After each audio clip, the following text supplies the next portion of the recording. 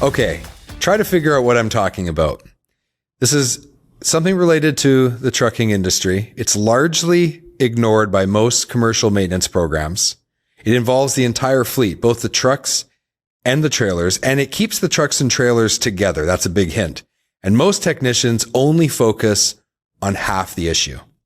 My guests today are Rich and Nate from Kingpin Specialists. Kingpin Specialists has been providing commercial fleets with an industry-leading engineered solution for kingpins and a total connection management maintenance program for over 20 years. Rich, welcome to the Heavy Duty Parts Report. Good to see you, Jamie. Nate, glad to have you here. Thank you. Glad to be here. All right. So, Rich, we kind of gave it away with the name of your company, but when we were giving our little riddle at the beginning, what's really ignored is the Kingpin, isn't it? It's very often overlooked. It's one place that does not get anywhere near the attention it should. So when we are talking about your company and we talk about an engineered solution that you provide, what are we describing when we say an engineered solution? Well, what we're looking at is all aspects of the Kingpin are reviewed when we do this procedure. The base metal of the bolster assembly is looked at to ensure that that's in solid shape. The pin itself, from the metallurgy to the procedure that's used on it to ensure that we get back to the base metal or back to the characteristics in the 8630 base metal. The welder or the person performing the work is tested and certified to that level. And then ongoing, we track that wear level to ensure that the finished results are meeting the what a brand new trailer would be exhibiting as far as wear characteristics. Right. So this isn't just a matter of having someone who has some welding experience be able to weld the Kingpin, bring it back to some sort of usable condition. This is more of an actual engineered solution that restores it to the OEM spec. So Nate, one thing I'm curious about is why specifically would the Kingpin, in such a vital part of connecting it to the truck, this is a major connection point. Why is it often ignored? I would say, Jamie, there's two reasons why the Kingpin's often ignored. One is just the mindset. Typically, on a dry van application on long runs is not going to have a heavy wear rate. So in that aspect, technicians in the field will be checking their annual inspections, but over time, they're not seeing the wear, so they just ignore it. The second aspect in fleets where they are experiencing heavy wear, here they've separated the truck and trailer. They're looking at the trailer and the pin's covered with grease. They still see it there. It's not a replaceable part, so they're not looking at it from a service aspect. They're looking at it, it's still there. So until they have an issue or they clean off the grease and inspect it properly, they just don't know what wear they have. So that's where it just gets left out and they focus more on the fifth wheel because it's in their training to inspect the fifth wheel and they have the parts to replace that. So in that aspect, the Kingpin's there. It's part of an assembly. What am I going to do if it is bad? I don't have that part on hand. So it just gets overlooked until there's a serious situation or the wear exceeds the limit so much that they have to address the issue.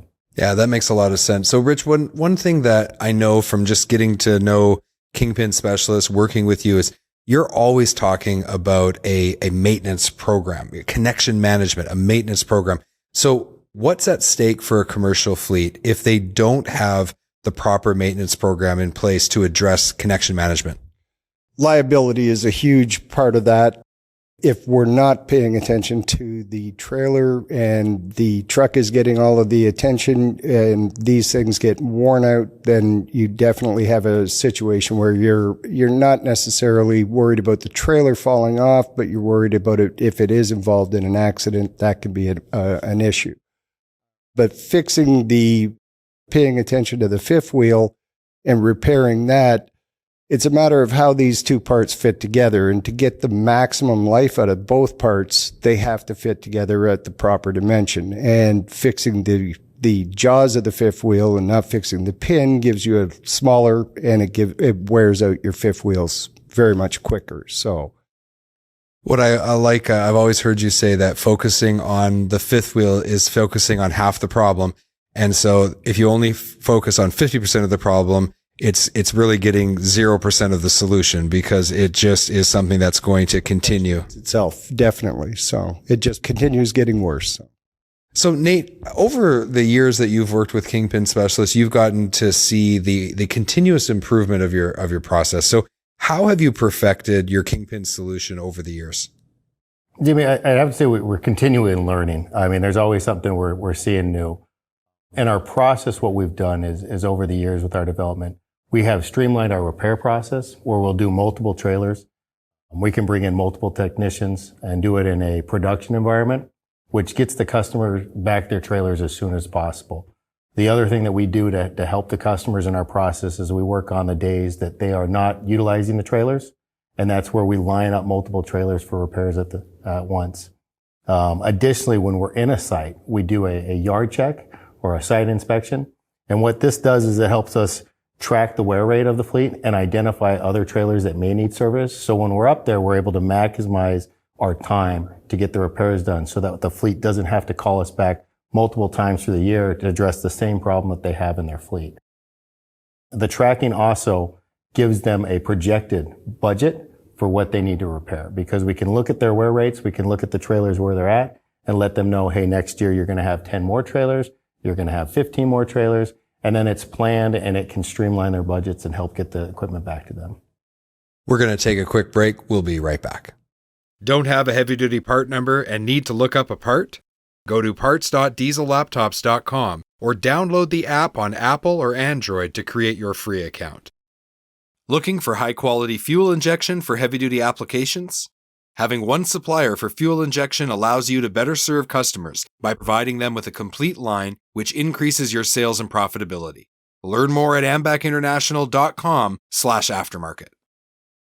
We're back from our break, and before the break, we were talking about how important it is to look at connection management as a whole, look at both the truck side of the equation, the trailer side. And so, of course, we've got Kingpin Specialists here to talk to us about that. Rich, what mistakes do you see people commonly making when they're thinking about connection management, and how do we avoid those mistakes? One of the biggest things that we see in this industry is a company coming up with a plan to get on top of the maintenance and never following through or finishing it off. It's one of those things that takes you years to get into a problem, back yourself into this situation where you have a lot of trailers that are out of spec. And when you start repairing them, you have to stay consistent. You have to stay true to it. A lot of times it'll take 2 to 3 years to kind of get all of these high wear units out of this, kind of work through the system. Getting on top of the fifth wheels is a huge part of it, because if you're not readjusting your fifth wheels and keeping the grease and keeping it, but staying consistent on the plan. Yeah. And when it comes to maintaining vehicles, we've got all these dates and times where we have to have commercial vehicles inspected. We have to have them repaired. And it's just funny to me that is it's not funny at all. It's actually sad that that's still an issue to this day, that these maintenance programs do at times go, sometimes they catch up a little bit of the problem, and then all of a sudden they start to back off, and the problem just exceeds and grows from there again. And so they're right back into it. So let's talk about the economics of that. Rich, when it comes to the economic impact of focusing only on the fifth wheel, give the listeners an idea of what some of the prices or the costs would be if they ignore the Kingpin and it gets to the point where now the problem has grown fleet-wide. Well, one of the situations, like, and just for example, a refrigerated fleet, because that's going to be one of the more common and one of the more expensive ones. If you're looking at a situation where a grid replacement properly done, you can be looking at, $8,000 to $10,000 a couple of days down, but you're waiting for those parts for a couple of weeks. If you're not staying on top of that, and we kind of explained that when we did the presentation earlier this week, you end up with 60-70% of a fleet, because what happens as that wear rate grows and new equipment isn't being added, especially over the last couple of years, that wear rate just keeps getting driven up. It perpetuates itself and it accelerates as you go. If you're running all new trailers and you're running all new tractors and you're running them for 8 years, you don't have a Kingpin problem. But when you're supposed to run them for 10 and you end up running them for 15, you get yourself into a situation where the new trailers are only going to last, 4, maybe 5 years. And then you're into a fail rate again. So you got to stay on top of it. Right. And those are big numbers when we start talking 10 grand per trailer. Nate, there's a cost to your service, but as we know in maintaining commercial vehicles, the purchase price of a service or a product is not the whole story. So how does your service actually lower total cost of operation for the fleet? Like you said, there's a base cost for us to come in and to repair a Kingpin. But once that repair is complete, you're not only saving on, and our service is a fast turnaround. So a typical Kingpin repair is going to be about 2 hours on site. So therefore, when we work with a customer to plan a visit and they set the trailer aside, there's no downtime on that trailer because we come in, we repair it that day, 2 hours, it's back in service. So you're saving the cost of having that equipment out of service.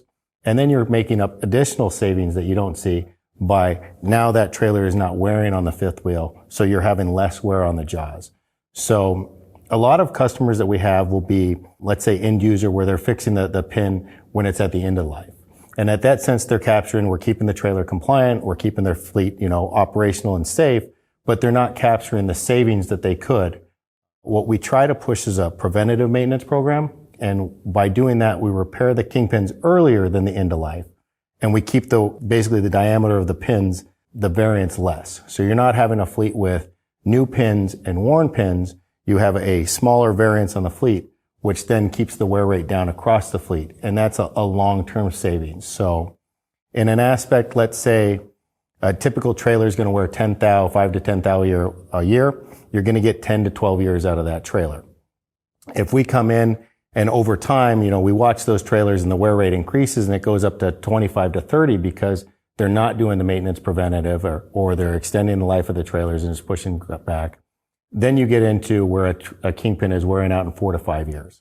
So by doing the preventative maintenance and doing them at, say, 80 thou wear, we keep that wear down, and now we get them back to that 5 to 10 thou range.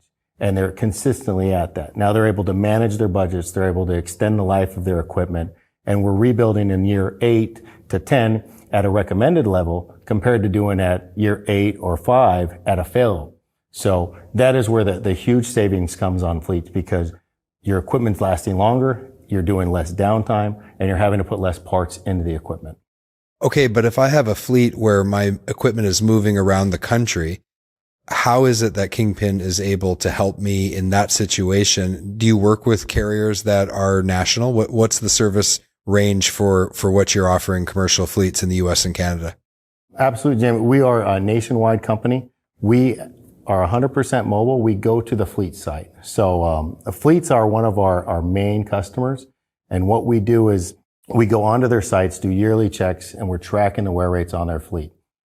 So on some fleets, let's say like a postal carrier, trailers are moving. So if they're trackable, they have fobs in them, they can let us know where a trailer's at and when it's going to be there. And we can schedule one of our service technicians in the area. For a typical repair of like one trailer, it may be 2 weeks to 4 weeks before we can get a technician out there because we're going to route them into the technician service route. But if a customer has, 6 to 10 trailers, we're going to dedicate a technician to that site and schedule them up for repairs. So a true nationwide service and both on the US and Canadian sides of the border. Correct. Okay, got to take care of our Canadian brothers. And so you've been listening to the Heavy Duty Parts Report. I'm your host, Jamie Irvin, and we've been speaking with Rich and Nate from Kingpin Specialists. To learn more about Kingpin Specialists, go to kingpinspecialists.com. Links will be in the show notes. Rich, thank you for being back on the Heavy Duty Parts Report. It's good to have you back. Very much enjoyed it. Thank you, Jamie. And Nate, first time on the show. Thanks for being on the show. I appreciate it. Appreciate the invite. Thanks, Jamie.